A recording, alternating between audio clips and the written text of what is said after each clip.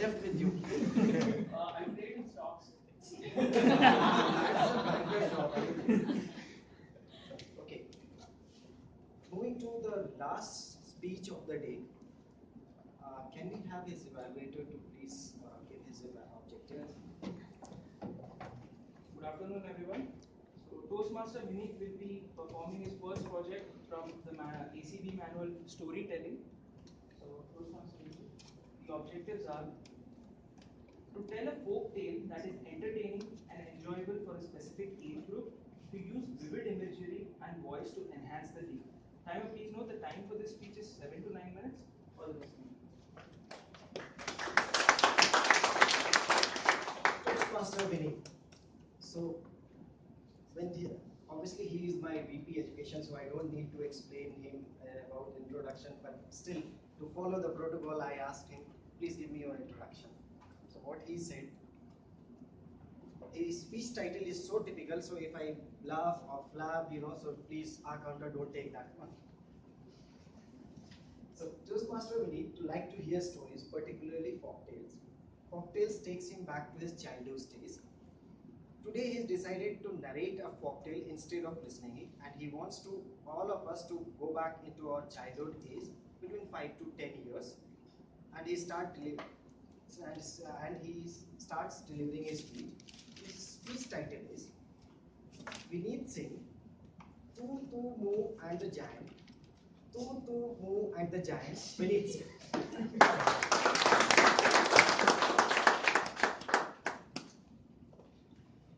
Once on the island of Java, there was a little girl named Tutumu.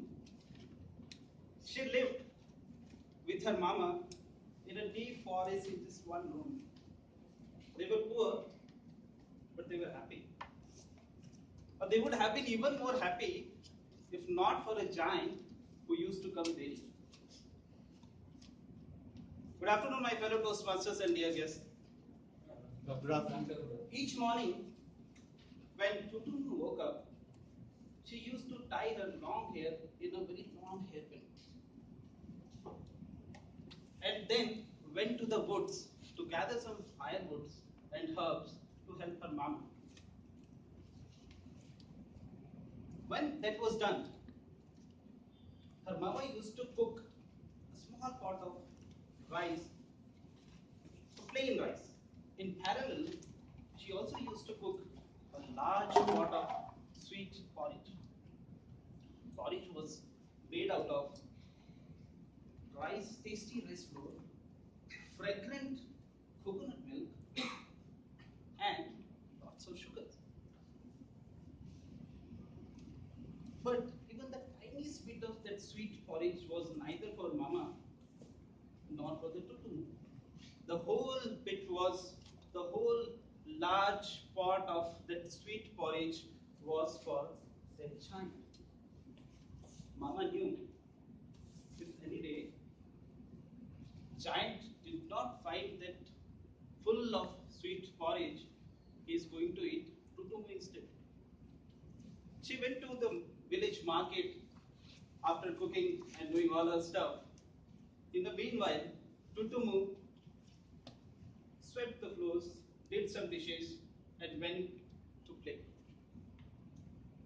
And then, the very next moment, she heard the voice of that terrible giant footsteps.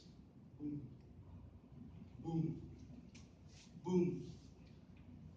She ran into the house, closed the door, picked the porridge pot, opened the door, kept it just outside the door, went inside, closed the door, went to a corner, crouched and trembled. Giant stamped up to the house. With a very huge finger, he knocked. Knock, knock, knock. And asked, Tutumu, where are you? Tutumu replied, in the house. Where is your mama? In the market. And where is my porridge? In the pot. Giant uncovered the pot, ate it in one big gulp. He swallowed the whole sweet porridge, threw down the pot, and went back, stamped back to the forest. Mama used to bring food from the market out of the stuffs she used to sell in the market. But they never had enough food. Why? Because they had to feed the giant. One unfortunate day, Mama was not able to sell food as usual. The food she could buy was only enough for the giant. They had to starve. Same happened for the second day, the very next day. On fourth morning, when Tutumu woke up, she tied her long hair in a knot with a very long hair pin and went to the woods to help her mama. Mama came back. When Mama came back, she cooked again a sweet porridge for the giant and went to the market. The house was full of that fragrance of that sweet porridge. Tutumu was trying to control her, but she couldn't resist for too long. And she thought, I'll just eat one spoonful. I'm sure giant will not mind. And she ate. But by the time she realized, she's already ate 1/4 quarter of the pot. And then she heard that terrible footsteps. Boom, boom, boom. Giant was there.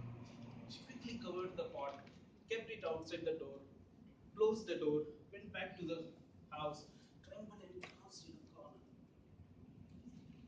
Giant stamped to the house again, knocked with one huge finger. Knock, knock, knock. Tutumu, where are you? In the house. Where is your mama? And where is my porridge? In the pot. Giant uncovered the pot. What he sees is quarter of it is empty. He threw down the pot and shouted again, Tutumu, where are you? Tutumu was scared to reply this time. Giant was angry. He knocked on the door with his big hand and started searching for Tutumu. Finally, when he found Tutumu, he just swallowed her. Tutumu tumbled into his stomach. Tutumu was crying, please leave me. But Giant didn't listen and went back to the forest. Tutumu was sure that she is about to die. But suddenly she remembered she had a long hairpin. She took out her hairpin and started hitting Giant in his stomach with all her strength. Giant shouted, shouted with pain, Yo! Hey, Tutumu, stop! But Tutumu didn't stop. She kept hitting him. Giant was dancing around the forest. He was complete in pain. And he tripped on the road and break his head on a large rock. Giant was dead. But Tutumu was still there in his stomach. On the other hand, Mama was fortunate that day that she was able to sell almost everything she had very early. She thought to give treat to Tutumu. Hence she brought not only plain rice but also fish and roasted peanuts. But when she reached at home, she saw what is down. Door was broken. She shouted, Tutumu, where are you? No reply. She hurriedly picked one long knife kitchen and ran towards the footsteps of Giant, shouting, Tutumu, where are you? Finally, she saw Giant laid dead at a place. For one last time, she again shouted in crying mode, Tutumu, where are you? And she got a very shrill voice, Mama, in the giant. With all her strength, she slit open the giant's side and out climbed Tutumu. From that day on, there was no giant to bother them. From that day on, They had enough food to eat, and every day they used to eat sweet first as a breakfast. Over to you, Toastmaster. Join. Where are you? Wow, what a story. I felt like I've been to my childhood.